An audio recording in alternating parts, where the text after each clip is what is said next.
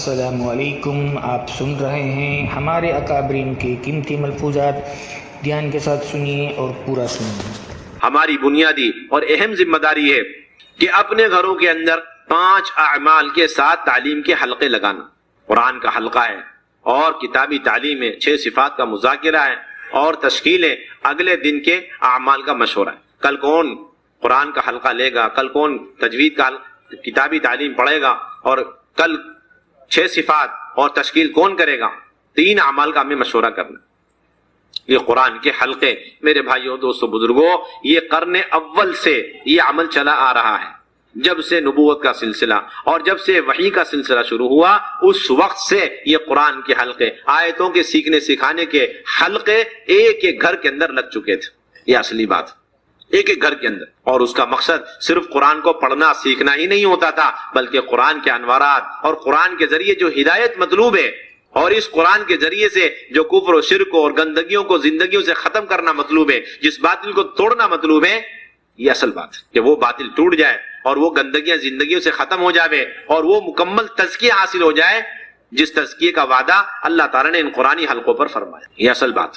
ہم نے قرآن کے حلقوں کو یا تو یوں کہہ کر کے چھوڑ رکھا ہے کہ یہ جو ہے ان لوگوں کے لیے جن کو قرآن نہیں آتا، یا یوں کہہ کے چھوڑ دیا کہ یہ آج کی ترتیب. دونوں باتیں نہیں. یہ تو جن کا قرآن اچھا ہے، اچھے اچھے قاری، گھر کا ہر فرد قاری ہے، ان کے ذمہ بھی قرآن کے حلقے، کیونکہ الفاظ ہی ٹھیک کرنا نہیں ہے. الفاظ کے علاوہ اس کے اندر جو اللہ نے انوارات رکھے، برکتیں رکھی ہیں، اور اس حلقے کے ذریعے سے فرشتوں کا جو نزول ہوتا ہے، اور جو فرشتے گھیرے رہتے ہیں اس گھر کو، اور اس کی وجہ سے گھر کے تمام افراد کے اندر فرشتوں والی صفتیں منتقل ہوتی ہیں. 2 بنیادی صفتیں فرشتوں کی. ایک، اللہ جو حکم دیتے ہیں اس کی نافرمانی نہیں کرتے، اور جو اللہ تعالیٰ حکم دیتے ہیں اسے انجام دیتے ہیں، اللہ کی نافرمانی نہیں کرتے. لا یعصون اللہ ما امرهم ویفعلون ما یؤمرون. جس کا حکم دیا اسے انجام دیتے ہیں اور اللہ کی نافرمانی نہیں کرتے. یعنی معروفات کو انجام دینا اور نافرمانیوں سے بچنا، یہ 2 بنیادی صفتیں جو فرشتوں کے اندر ہیں. تو فرشتے جب مسلسل آتے رہیں گے اور اس گھر کو اس حلقے کی وجہ سے گھیرتے رہیں گے، اللہ تعالیٰ ان کے پروں کے اندر بیٹھنے کی وجہ سے اللہ تعالیٰ یہ دونوں صفتیں ہماری خواتین میں، ہمارے بچوں میں، اور جتنے خاندان میں، اللہ تعالیٰ سب کے اندر یہ صفتیں منتقل کریں گے. یہ مطلوب ہے. اس کا ہر آدمی محتاج ہے، چاہے وہ قاری ہو، چاہے غیر قاری ہو، چاہے عالم ہو، چاہے غیر عالم. سوچنے کی بات ہے کہ میدان جنگ کے اندر کبھی کبھار فرشتوں کے نازل ہونے کی وجہ سے باطل کے پاؤں کھڑ جاتے تھے. تو ان حلقوں کی وجہ سے جب فرشتے مسلسل گھروں میں آئیں گے تو گھروں کا باطل کتنا ٹوٹے گا. ہم اس کے محتاج ہیں. گھر کا باطل، گھر کے ہر فرد کا باطل ٹوٹے، اس کے لیے ملائکہ کا نزول ضروری، اور ملائکہ کے نزول کے لیے بنیادی شرط قرآن کا مذاکرہ، قرآن کے حلقہ. اس کا ہر آدمی محتاج ہے، چاہے قرآن اچھی طرح پڑھنا جانتا ہو یا قرآن اچھی طرح پڑھنا نہیں جانتا، لیکن باطل اس کے اندر سے، اس کے گھر والوں کے اندر سے، اس کے گھر کے اندر سے ختم ہو جائے، اور حق کی ساری راہیں اس کے گھر کے اندر کھل جاوے. اس کے لیے قرآن کا حلقہ. میرے بھائیو دوستو بزرگوں، قرآن کا حلقہ تو ایسا عمل ہے کہ اس پر اللہ نے تزکیے کا مکمل وعدہ فرما رکھا. حضور صلی اللہ تعالیٰ نے ازواج مطہرات کو 5 احکامات دیے. ایک یہ کہ وہ گھر میں ٹھہری گھر میں رہیں، اور دوسرا یہ کہ وہ بنا پردے کے زیب و زینت کے ساتھ گھر سے باہر نہ نکلیں. تیسرا یہ کہ نماز قائم کریں، اور چوتھا یہ کہ زکوٰۃ ادا کریں. 5واں یہ کہ اللہ رسول کی اطاعت کریں. وقرن فی بیوتکن ولا تبرجن تبرج الجاہلیۃ الاولی واقمن الصلاۃ وآتین الزکاۃ واطعن اللہ ورسولہ. یہ 5 بنیادی بات.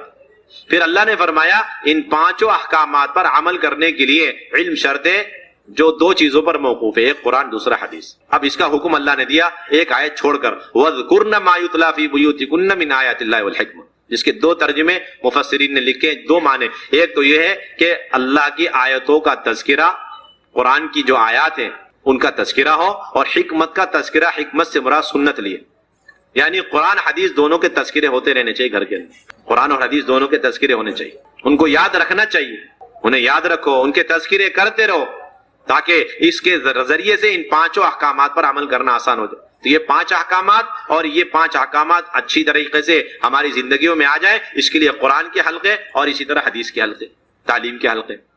اب ان سب کا فائدہ اللہ تعالیٰ نے بیان فرمایا کہ ہم ان سب کے ذریعے سے تمہاری تطہیر اور تمہارا تزکیہ چاہتے ہیں. انما یرید اللہ لیذھب عنکم الرجس اہل البیت ویطہرکم تطہیرا. اے اہل بیت کہ تمہارے اندر جو گندگی ہے اسے دور کر کے تمہیں مکمل پاک کرنا منظور ہے، اچھی طرح پاک صاف کرنا چاہتے ہیں. اللہ ان اعمال پر اللہ نے تطہیر کا، تزکیے کا، اصلاح کا وعدہ فرمایا. داعی تو داعی ایک معمولی سے مومن کے دل کے اندر، قلب کے اندر گہرائیوں میں یہ یقین ہونا چاہیے کہ یہ اعمال تزکیہ ہے، یہ اعمال تربیت ہے، یہ اعمال ہدایت ہے، جس پر اللہ تعالیٰ نے بڑی قوت کے ساتھ فرمایا.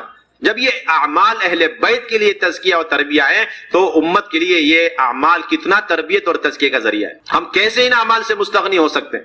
اگر کوئی شخص کہیں بھی رہنے والا ہو اور ملک، دنیا کے، عالم کے کسی بھی کونے میں ہو، لیکن وہ اپنے گھر کے اندر ان اعمال کو انجام دے رہا ہے اور اس کے ساتھ ساتھ قرآن کے حلقے اور علم کے حلقے، ذکر کے اور قرآن کے حلقے، تعلیم کے حلقے وہ قائم کر رہا ہے، تو اللہ براہ راست اس کی تزکیہ اور اس کی تربیت کا انتظام فرمائے. اللہ نے خود ذمہ داری لی کہ ہم تمہارے اندر سے گندگی کا مطلب کیا ہے؟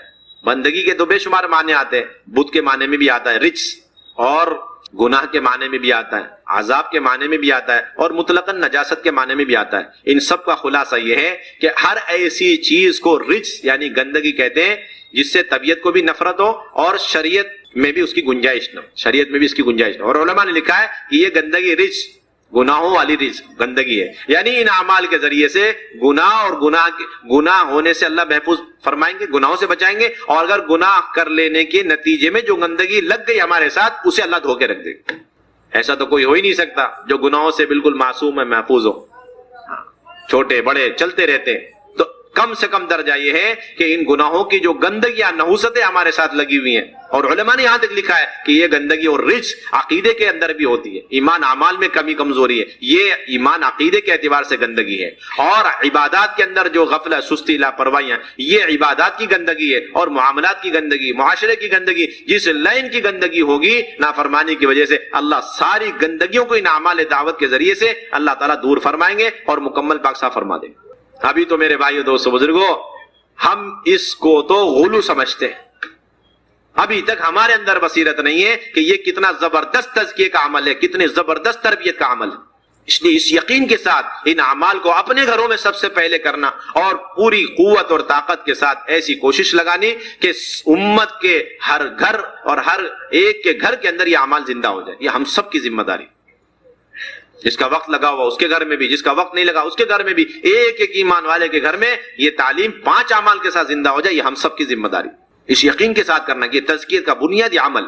میرے بھائیو، دوستو، بزرگوں، حضور صلی اللہ علیہ وسلم کے بارے میں آتا ہے، مسند احمد کی روایت، ترمذی شریف کی روایت ہے، مسند احمد کے اندر ہے کہ جب یہ آیت نازل ہوئی، انما یرید اللہ لیذھب عنکم الرجس اہل البیت، آپ صلی اللہ علیہ وسلم صبح صادق کے وقت اپنی بیٹی اور اپنے داماد کے گھر چوکھٹ پہ جا کے کھڑے ہو کر کے فرماتے الصلاۃ الصلاۃ، یہ فرماتے کہ نماز پڑھو، نماز کا اہتمام کرو، نماز کو لازم پکڑو. اور اس کے بعد فوراً یہ آیت پڑھتے انما یرید اللہ لیذھب عنکم الرجس اہل البیت ویطہرکم تطہیرا. یہ جو نماز ہے یہ وہ عمل ہے جس پر اللہ نے اہل بیت سے گندگی کو دور کرنے اور انہیں مکمل پاک کرنے کا وعدہ فرمایا. یہ آیت اسی چوکھٹ پہ کھڑے ہو کر کے اللہ کے نبی تلاوت فرماتے، اور روایت میں آتا ہے کہ 6 مہینے تک آپ یہ عمل کرتے رہے.